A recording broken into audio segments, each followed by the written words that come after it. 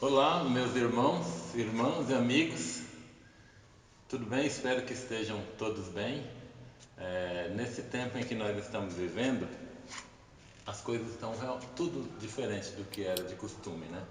Estamos sendo impedidos de congregar. Pode ver, nós estamos aqui na igreja, mas a igreja está vazia, estamos respeitando os limites aí pedidos pelo pessoal da saúde. E a nossa intenção é gravar esse vídeo para que ele chegue até você. Nós vamos falar de um tema pertinente a esse tempo em que nós estamos vivendo e espero que você tire um proveito do tema que nós vamos falar hoje. Antes de iniciarmos o nosso tema, vamos falar sobre os eventos do tempo do fim. E antes eu gostaria que nós fizéssemos uma oração. Onde você estiver, feche os seus olhos e nós vamos orar a Deus. Querido Deus, nós te agradecemos pelo teu cuidado conosco. Mesmo em meio ao mundo, às dificuldades e às doenças em que estamos vivendo, o Senhor nos guarda e nos protege. Te pedimos nesse instante que o Senhor nos use a cada um dos que estarão ouvindo e assistindo esse vídeo, que o Senhor possa tirar honra e glória para o teu nome, pois pedimos em nome de Jesus. Amém. Muito bem, nós vamos falar de um tema, como eu disse, importante e pertinente aos dias de hoje. Nós vamos falar dos eventos do tempo do fim. Sabemos que muitos eventos acontecerão e talvez o tempo não é suficiente para nós falarmos de tudo, porque tem muitos detalhes, mas nós falaremos dos temas principais e você pode se manifestar em algum momento, perguntando, de repente falte algum detalhe, mas nós vamos tentar fazer o máximo para que o tema fique completo.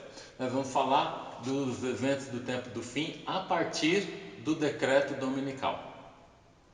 O que é o decreto dominical? Primeiro, né? O que é o decreto dominical?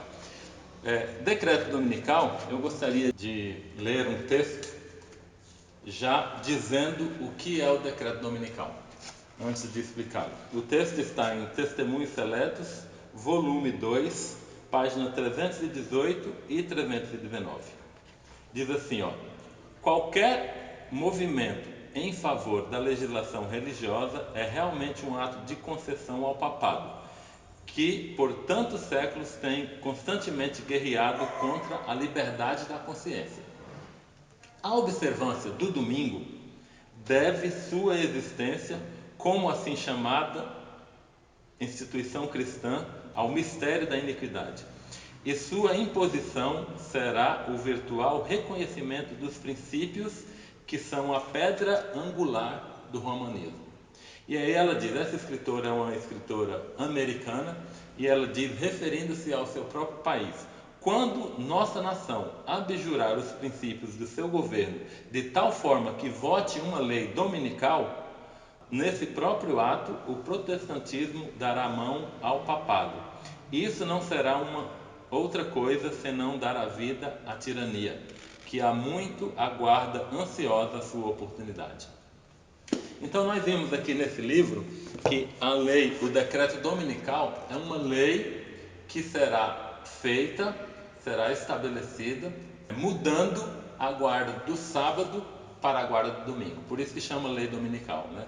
Então será um decreto promulgado que mudará a guarda do sábado bíblico para o domingo. Agora, essa lei, ela só pode acontecer se o poder que está querendo fazer essa mudança tiver realmente um poder absoluto, né? E esse poder é a supremacia papal. Nós sabemos que esse poder papal já teve uma supremacia. Se nós olharmos na história, em Daniel 7:25 já havia uma profecia sobre esse assunto. Diz que esse poder perseguiria os santos do Altíssimo por um tempo, 2 tempos e metade de um tempo. Em tempos proféticos, isso significa 1260 anos. Por quê? Um tempo é um ano, 2 tempos, 2 anos, e meio tempo meio ano. Então isso daria 3 anos e meio. E levando em conta o princípio de ano que nós aplicamos quando estamos falando de profecia, é, os, um tempo, 2 tempos e metade de um tempo, que seria um ano, mais 2 anos, mais a metade de um ano, seria 3 anos e meio. E seria 1260 dias. Transformando em anos, seria 1260 anos. Então, 1260 anos seria o tempo em que o poder romano, a igreja romana, o poder papal, teria poder sobre o mundo e também sobre o povo de Deus. Isso aconteceu do ano de 538 até o ano de 1798. Porém, olhando e estudando a Bíblia, você percebe que no tempo do fim, novamente vai haver essa supremacia. Esse poder novamente tomará o poder. Por que tomará o poder? Retomará o poder, na verdade. Em 1798, ele perdeu o seu poder. A Bíblia diz, eu gostaria de ler aqui em Apocalipse 13, verso 3. Apocalipse 13, verso 3, a Bíblia diz o seguinte: então vi uma das suas cabeças como golpeada de morte, mas essa ferida mortal foi curada, e toda a terra se maravilhou seguindo a besta. Então aqui nós vimos que esse poder teria uma ferida mortal, que foi em 1798, como eu já disse, onde o Papa Pio VI ele foi deposto e preso pelo general de Napoleão Bonaparte, o general Berthier. Mas a Bíblia aqui já profetizava que essa ferida seria curada. E em algum momento, no tempo do fim, depois de 1798, toda a terra se maravilharia seguindo a besta. Então, quando é que isso vai acontecer? Como? Primeiro, como que isso vai acontecer? Se nós olharmos um pouquinho mais adiante em Apocalipse 17, antes, porém, eu gostaria de dizer, Apocalipse 13 e Apocalipse 17 estão falando do mesmo assunto, né? E do mesmo tempo. Qual é o tempo aqui? Nós estamos falando do tempo do fim. O contexto de Apocalipse 13 e de Apocalipse 17 é o contexto do tempo do fim, depois de 1798, quando fosse desferida a ferida mortal, né? Então, o Apocalipse 13, capítulo 13 e capítulo 17 é aplicado ao tempo do fim. E Apocalipse 17, verso 12 e 13, ele diz assim, ó: os 10 chifres que viste são 10 reis, os quais ainda não receberam o reino, mas receberão autoridade como reis com a besta durante 1 hora. Tem estes um só pensamento e oferecem à besta o poder e a autoridade que possui. Então aqui nós percebemos que haverá um tempo em que 10 reis, que segundo a profecia ele teria o seu reino no tempo do fim, 10 reinos governarão juntamente com a besta, terão o poder. E esses 10 reinos oferecem o poder e a autoridade à besta. Então é assim que ela retomará a supremacia.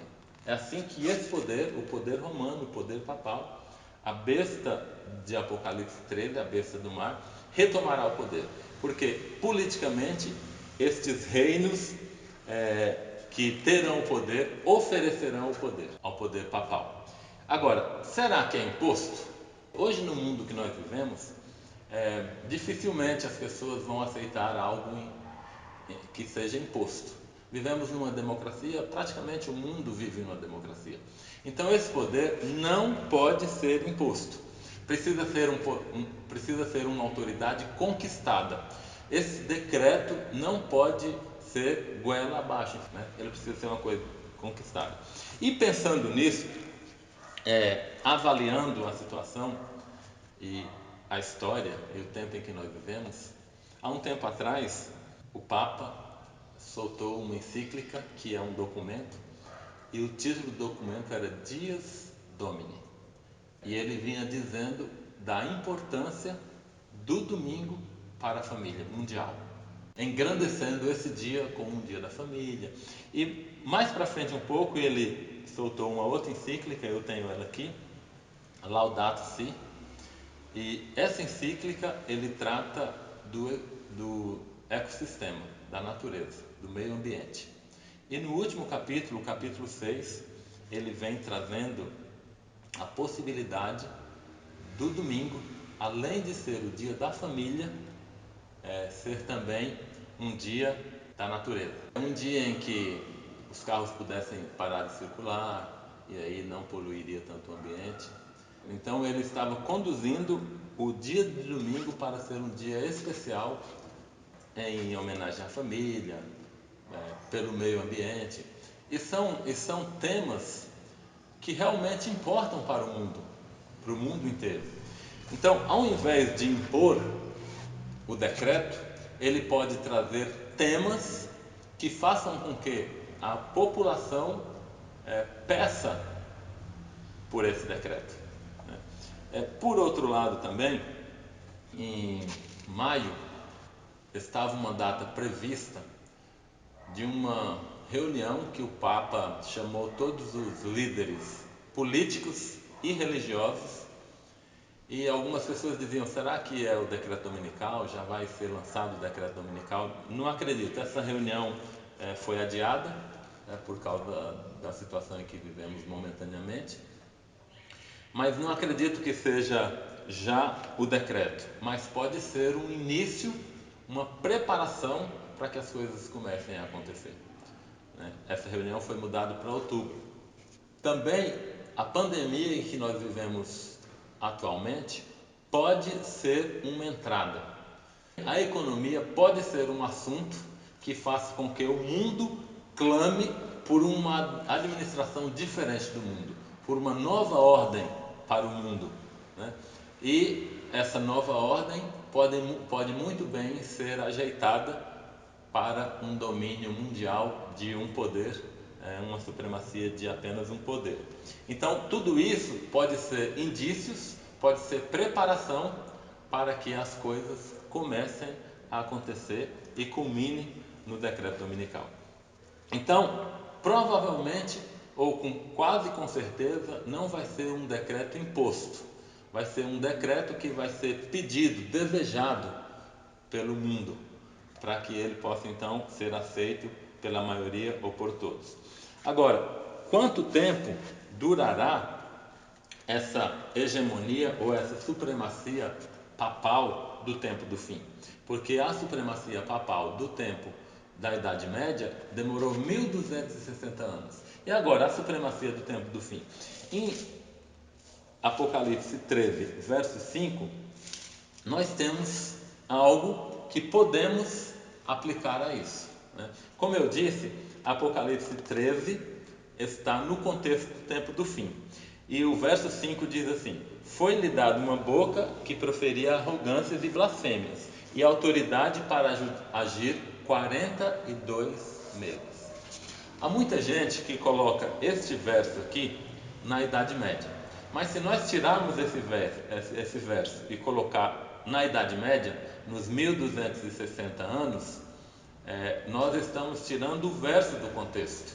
Porque o contexto desse capítulo é o tempo do fim. É o tempo depois de 1798, quando da ferida mortal. Então, este verso, se nós aplicarmos no contexto do capítulo, ele está dizendo que foi dada autoridade a esse poder, essa supremacia papal seria de 42 meses. E quanto é 42 meses? 3 anos e meio. O mesmo que um tempo, 2 tempos e metade de um tempo, se eles não fosse aplicado o princípio de ano. 3 anos e meio. E isso tem algum fundamento? Pode ser que tenha fundamento. Por quê?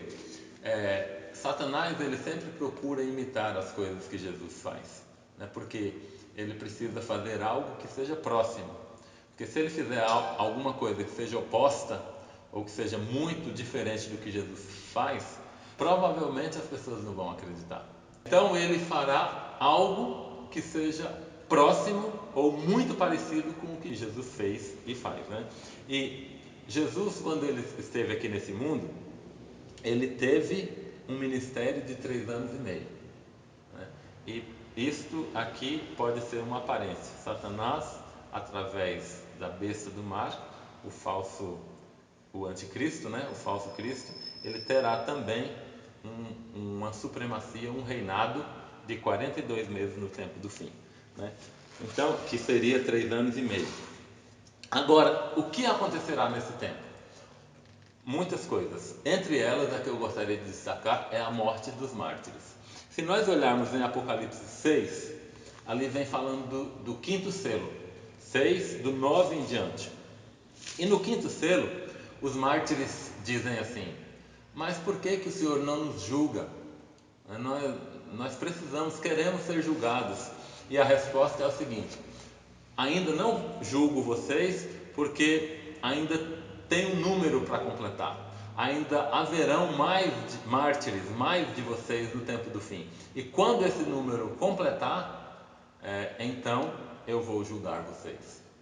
Então, no tempo do fim, após o decreto dominical, haverá novamente os mártires que morrerão. O que é um mártir? Mártir é alguém que morre por amor a uma causa. No caso aqui, a causa de Jesus. Hoje já existem mártires? Já existem mártires, né? Muitas pessoas morrem aí, país afora, em amor à obra de Deus. Mas nesse tempo do decreto dominical, em que forçosamente nós teremos que guardar o dia de domingo e não o dia de sábado, e os guardadores do sábado não aceitarão esse decreto, e por isso eles serão perseguidos e até mortos, e haverão então muitos que morrerão por amor ao Evangelho, por amor a Cristo, né? E quando é que acontecerá, como acontecerá o fim dessa supremacia? Quando acontecerá o fim dessa supremacia? A Bíblia fala? A Bíblia fala. Apocalipse 17 e o verso 16 diz assim: os 10 chifres, sabe aqueles 10 chifres que nós lemos aqui anteriormente, que seriam 10 reis que dariam a autoridade e o poder à besta? Estes mesmos 10 chifres, diz assim: os 10 chifres que viste a besta, estes odiarão a meretriz e a farão devastada e despojada, e lhe comerão a carne e consumirão no fogo. Então, o mesmo poder, os mesmos poderes que deram autoridade, supremacia ao poder romano, ao poder papal, esses mesmos poderes esses mesmos reis tirarão o poder. Provavelmente porque eles não estarão contentes ou não estarão satisfeitos com o reinado em vigor, né? Então eles tomarão o poder, e aí isso no final dos 42 meses, e finalizará a supremacia papal. Mas acontecerão outras coisas simultaneamente ao decreto dominical. E o que acontecerá? Entre outras coisas, a chuva serôdia.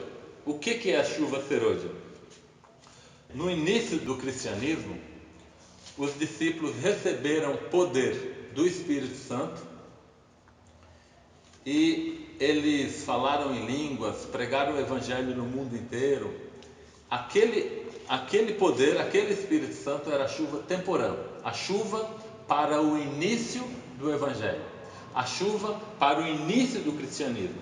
E a chuva temporã é a chuva para a finalização da obra do Evangelho nesse mundo. Então, nesse tempo, o Espírito Santo será derramado novamente sobre a terra, sobre os filhos de Deus, sobre os obedientes aos mandamentos de Deus.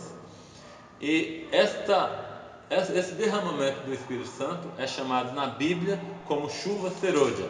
Em Zacarias 10:1 diz assim: pedi ao Senhor chuva no tempo das chuvas serôdias, ao Senhor que faz das nuvens de chuva, dá aos homens aguaceiro a cada um e erva do campo.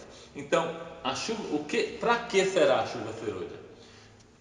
O Espírito Santo tomará os filhos fiéis de Deus, e esses terão coragem, disposição, vontade conhecimento e sabedoria para levar o Evangelho. A Bíblia diz que o Evangelho, que o mundo só terminará, Jesus só voltará quando o Evangelho for pregado a todo mundo. Mas hoje nós vemos que as igrejas estão mornas. Precisa haver algum acontecimento para que as igrejas tenham coragem e disposição para pregar o Evangelho. E este evento é a chuva serôdia, descrito em Zacarias 10:1. Deus enviará o seu Espírito e esse tornará os cristãos corajosos e sábios pregadores do Evangelho. Por ocasião desse tempo também acontecerá um outro evento que nós chamamos de reavivamento e reforma. O que é reavivamento e reforma? Aqui no livro Serviço Cristão, na página 42, diz assim: tem de ocorrer um reavivamento e reforma sob o ministério do Espírito Santo. Reavivamento e reforma são duas coisas diferentes. Reavivamento significa a renovação da vida espiritual, uma vivificação das faculdades do espírito e do coração, um ressurgimento da morte espiritual. E a reforma significa reorganização, mudança de ideia e teoria, de hábitos e práticas. Então, isso é o que acontecerá aos filhos de Deus obedientes quando descer sobre eles o Espírito Santo. Eles não poderão continuar os mesmos. Quando o Espírito Santo toma uma pessoa, nunca mais ela é a mesma. Então, nesse tempo, as pessoas serão reavivadas, terão determinação para fazer, vontade para fazer as coisas de Deus, a começar por eles mesmos, realizando uma reforma em todos os sentidos na sua vida, para que ao pregar, eles possam estar vivendo o que pregam. Outro evento, por volta desse tempo, simultaneamente ao decreto dominical, é a sacudidura, ou o peneiramento. O que é isso? Eu gostaria de ler aqui para embasar Amós 9, verso 9. Diz assim: porque eis que darei ordens e sacudirei a casa de Israel entre todas as nações, assim como se sacode trigo no crivo, sem que caia na terra um só grão. O que é a sacudidura? Diante da chuva serôdia derramada sobre o povo de Deus, diante do reavivamento e da reforma que o povo de Deus farão na sua vida, acontecerá então o peneiramento ou a sacudidura. Só permanecerão os que são verdadeiramente fiéis a Deus. Com o decreto dominical, a perseguição se intensificará em relação àqueles que obedecem aos mandamentos de Deus. Haverá uma perseguição, haverá morte. Então, só permanecerão fiéis, só receberão a chuva serôdia do Espírito Santo, só serão reavivados e reformados aqueles que permanecerem fiéis. Então, estes que permanecerem fiéis são os que, mesmo sendo sacudidos, eles permanecerão firmes. Os cristãos, mais ou menos, por isso que nós não podemos ser cristãos mais ou menos.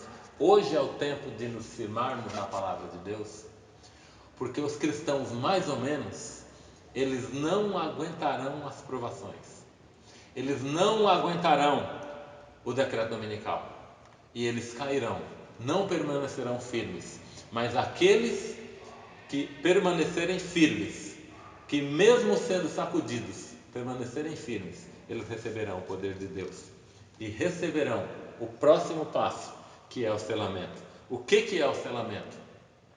Apocalipse capítulo 7, Apocalipse capítulo 9, Apocalipse capítulo 13, Apocalipse capítulo 14, Apocalipse capítulo 17, todos eles falam de selo. Haverão dois selos nessa época: o selo de Deus e o sinal ou selo da besta. O selo de Deus, segundo Ezequiel 20, verso 12 e verso 20, e inúmeras outras passagens, o selo de Deus é a guarda do sábado. E o selo da besta é a guarda de qualquer outro dia que não seja o dia bíblico de guarda. E nós entendemos que esse dia será o dia de domingo.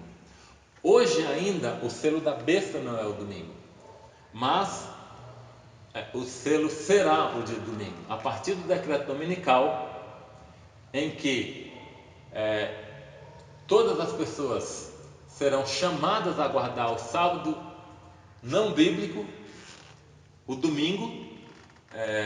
O povo de Deus permanecerá firme na guarda do sábado bíblico e serão selados com o selo de Deus. Os que não forem selados com o selo de Deus, eles receberão o selo da besta. Algumas pessoas dizem por aí que esse selo será um chip, né?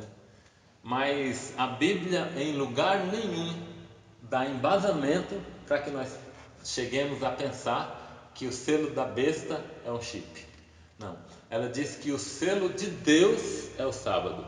E como eu disse, como Satanás procura imitar a Cristo em todas as coisas, ele também vai querer como selo um dia. E esse dia nós acreditamos que será o dia domingo. Volto a dizer, o selo de Deus é o sábado. O selo da besta ainda não é o domingo. Ele será o domingo, após o decreto dominical. Após o decreto dominical. Outra coisa também. Selamento é sinônimo de julgamento. Então, nós sabemos que o povo de Deus, segundo a profecia de Daniel 8,14, o julgamento começou em 1844. E o povo de Deus, os mortos começaram a ser julgados em 1844. E de lá para cá, Deus vem julgando o seu povo, os mortos. E os vivos, quando serão julgados? Quando serão julgados? Às vezes nós pensamos, será que eu já fui julgado, já passei no tribunal do céu? Não, irmãos. Os vivos começarão a ser julgados a partir do decreto dominical. Como assim? Por quê? Se Deus me julgar hoje, se Deus te julgar hoje, Ele está predestinando você para a salvação ou para a perdição. Mas quando chegar o decreto dominical, eu vou fazer a escolha, você vai fazer a escolha. E essa escolha pode ser em favor do selo de Deus ou em favor do selo da besta. Mas você é que escolherá, porque Deus deu livre-arbítrio para que todos possam escolher o que querem. E no fim não será diferente.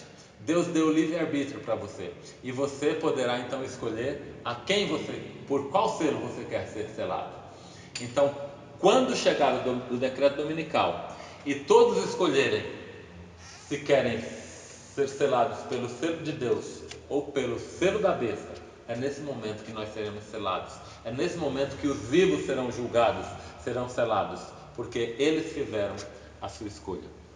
E aí acontecerá o que está escrito em Mateus 24:14. Esse evangelho do reino será pregado a todo mundo, em testemunho a todas as nações, então virá o fim. Diante de todas as situações, Deus trabalhando com o seu povo, derramando a chuva serôdia, reavivando, sacudindo o seu povo, o povo então terminará a obra da pregação do evangelho e cumprirá o último sinal da volta de Jesus. Nesse momento, é o que nós chamamos de fechamento da porta da graça. O que é isso? Essa expressão não existe na Bíblia, fechamento da porta da graça. É uma expressão para dizer que terminou a oportunidade. A expressão que pode trazer esse mesmo sentido, está em Apocalipse 8, verso 5. Apocalipse 8 trata do sétimo selo. E ele diz aqui no verso 5: E o anjo tomou o incensário, encheu-o de fogo do altar e atirou sobre a terra. Então, o fechamento da porta da graça nada mais é do que Jesus parar de interceder pelo seu povo. Quando Jesus parar de interceder, quando Jesus lançar o incensário é um instrumento de intercessão. Quando ele lançar o incensário sobre a terra, significa que ele parou de interceder. Ou seja, acabaram as oportunidades. E nós chamamos então isso de fechamento da porta da graça. Nesse momento, Jesus sai do santuário. Em Hebreus 7, 8 e 9, a Bíblia fala ali do santuário celestial, do trabalho, do serviço, do ministério de Cristo no santuário celestial. Então, neste momento, fechou a porta da graça, acabou a pregação do Evangelho, Jesus lançou o incensário sobre a terra, então ele levanta e sai do lugar santíssimo, terminando assim o seu ministério no santuário celestial. Nesse momento também, automaticamente, o Espírito de Deus é retirado da terra. Por que o Espírito de Deus é retirado da terra? Qual é a função do Espírito de Deus? Converter o mundo do pecado, da justiça e do juízo. Após o fechamento da porta da graça, não haverá mais conversão. Então, o Espírito Santo não precisará mais trabalhar em função das pessoas, porque todos já escolheram, por seu próprio livre-arbítrio, estarem ao lado de Deus ou estarem ao lado da besta. Então, o Espírito de Deus é retirado daqueles que não obedecem, mas eles permanecerão até o fim dos tempos com aqueles que guardam os mandamentos de Deus. A retirada do Espírito Santo está em 2 Tessalonicenses 2, versos 6 e 7. Nesse mesmo período também, os anjos de Apocalipse 7 soltam os ventos. A Bíblia diz em Apocalipse 7 que os anjos estão segurando os 4 ventos da terra até serem selados com o selo do Deus vivo, o povo de Deus.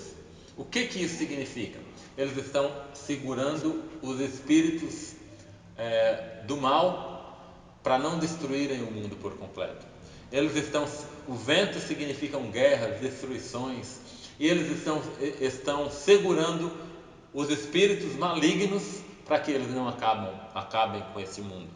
Quando o povo de Deus for selado, quando terminar a obra de Deus no lugar santíssimo do santuário celestial, os ventos então serão soltos e Satanás terá, por um momento, liberdade para fazer o que ele sempre quis fazer, ou seja, destruir todos os seus que estão aqui, fazer uma destruição total na terra, mas ele só pode fazer isso com os que aceitaram o seu selo, o selo da besta. Estamos falando nesse tempo da perseguição de Mateus 24, 21 e 22. A grande angústia do tempo do fim. O que é essa perseguição? O povo de Deus estará sendo perseguido porque resolveram ou decidiram não aceitar a imposição da guarda do domingo. Permaneceram fiéis na guarda do sábado bíblico.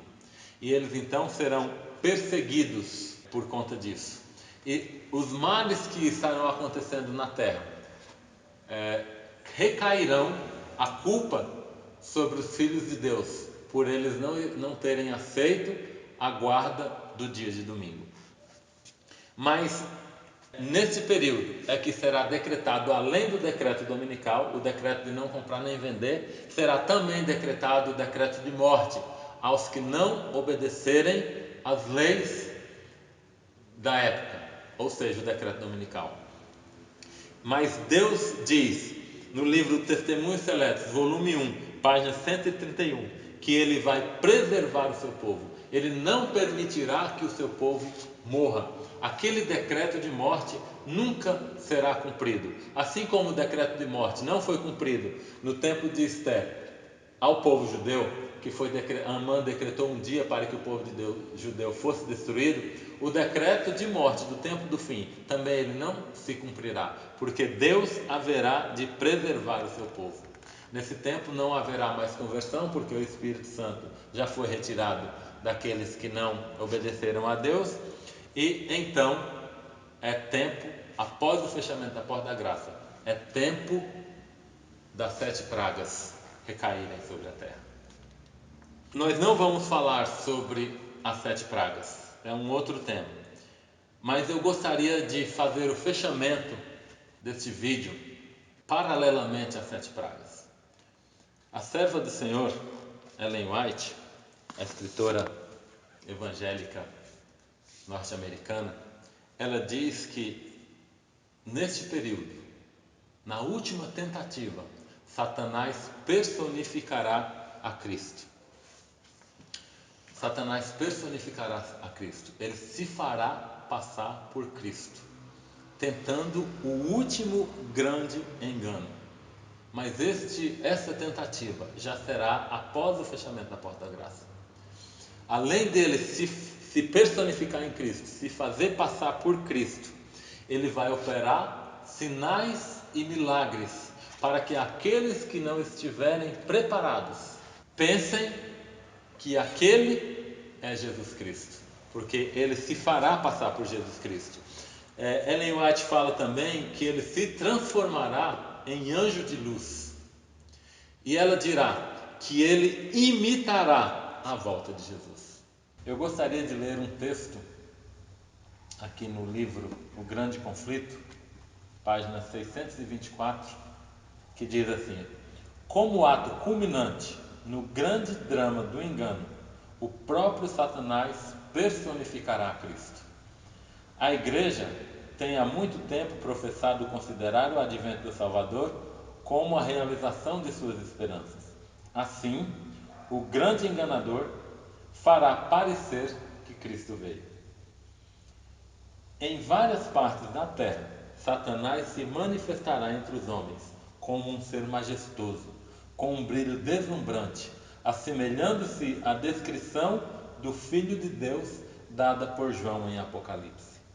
A glória que cerca não é excedida por coisa alguma que olhos mortais já tenham contemplado. Ressoa nos ares a aclamação de triunfo: Cristo veio, Cristo veio, e o povo se prostra em adoração diante dele, diante de Satanás, enquanto esse ergue as mãos e sobre eles pronuncia uma bênção, assim como Cristo abençoava seus discípulos quando ele esteve aqui na terra. Sua voz é meiga e branda, cheia de melodia. Em tom manso e compassivo, apresenta algumas das mesmas verdades celestiais e cheias da graça do Salvador. Quando Jesus proferia: cura os doentes e as doenças do povo, e então, em seu pretenso caráter de Cristo, alega ter mudado o sábado para o domingo, ordenando a todos que santifiquem o dia que ele abençoou. Declara que aqueles que persistirem em santificar o sétimo dia estão blasfemando de seu nome, pela recusa de ouvirem os seus anjos, a eles enviados como a luz da verdade.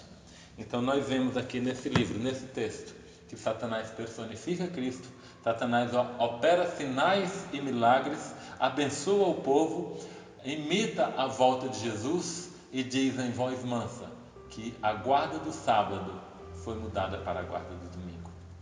A Bíblia diz, o último verso, em Mateus 24, verso 24: porque surgirão falsos cristos e falsos profetas, operando grandes sinais e prodígios, para enganar, se possível, os próprios eleitos.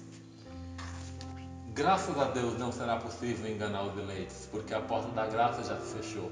Não haverá mais decisão, nem para o bem e nem para o mal. Mas a Bíblia diz que se fosse possível, ele enganaria, de tão grandes sinais que ele estará fazendo. Eu quero, nesse momento, meu irmão, minha irmã, meu amigo que assistiu esse vídeo, eu quero te dizer uma coisa: Jesus está voltando. Os sinais estão apontando para a volta de Jesus. Nós estamos no final do tempo do fim. As coisas que estão acontecendo nos mostram que há uma grande possibilidade de que as coisas do finalzinho comecem a acontecer. Como é que você está? Como está o seu preparo? Como está a sua comunhão? Como está o seu relacionamento com Cristo? Quero te pedir que você busque mais a Cristo, busque mais conhecer através da pesquisa, da leitura da Bíblia e coloque Jesus como centro da tua vida. Eu gostaria de orar para terminar este vídeo. Querido Deus, nós queremos te pedir que o Senhor cuide do teu povo, que o Senhor oriente o teu povo e que o Senhor salve o teu povo, pois pedimos em nome de Jesus.